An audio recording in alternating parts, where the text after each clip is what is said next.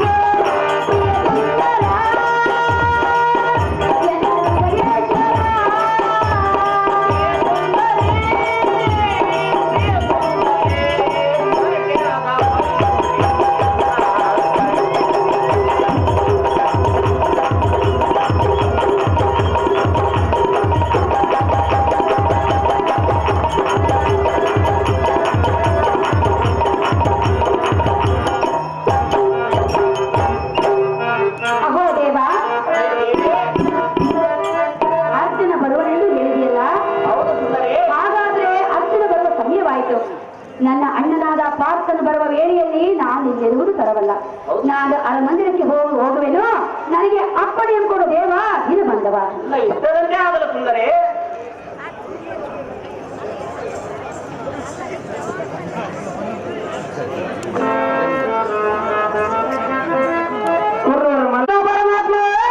ಅರ್ಜುನ ಸರ್ವರ ಕುಶಲದಿಂದ ಇರುವಿರ ನಾರಾಯಣ.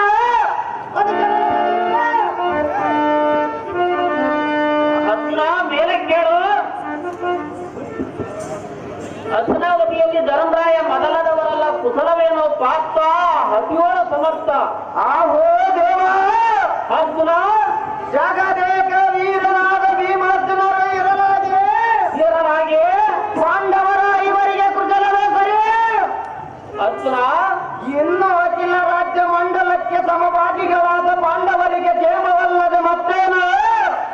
ನಿನ್ನನ್ನು ಕರೆತರಲು ಧರ್ಮರಾಜನ ಆಜ್ಞೆ ಆಗಿದೆ. ಸಾಕ್ಷಾರ ಧರ್ಮರಾಜನಲ್ಲಿಗೆ ಹೋಗೋಣ, ನಡೆಯುವ. ನಿನ್ನ ಇಷ್ಟರಂತೆ ಆಗಲಿ ಅರ್ಜುನ.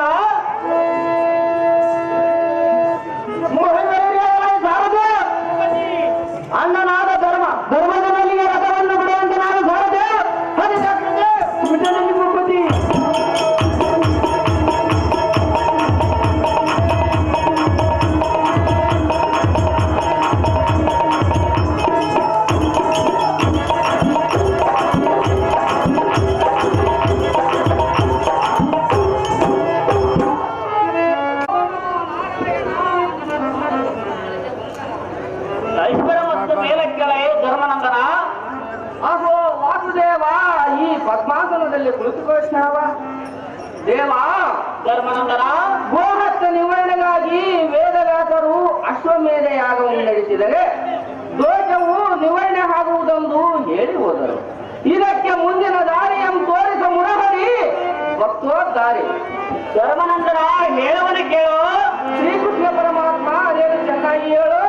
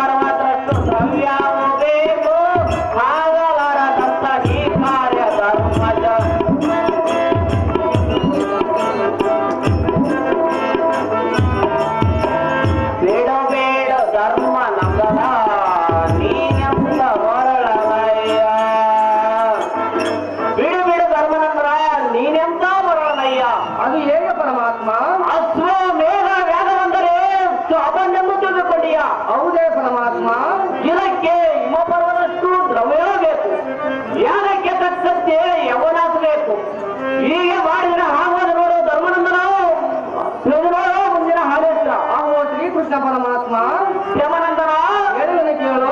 ಅದೇನು ಜನ್ಮ ಹೇಳು.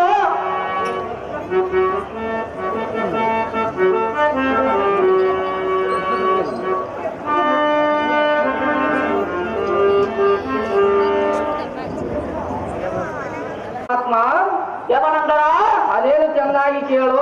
ಅದೇನು ಚೆನ್ನಾಗಿ ಹೇಳು. ಹರಿಯೇ ಭಕ್ತರ ಭಾಗ್ಯದ ನಿಧಿ ನೀನು, ವೈಕುಂಠಕ್ಕೆ ನೀ ದೊರೆ ದಯೆ ತೋರು ಶ್ರೀಹರಿಯೇ. ಪರಮಾತ್ಮ ಧರ್ಮನಂದನ, ಚೆನ್ನಾಗಿ ಕೇಳು. ಅದೇನು ಚೆನ್ನಾಗಿ ಹೇಳು. ಹರಿಯೇ ಭಕ್ತರ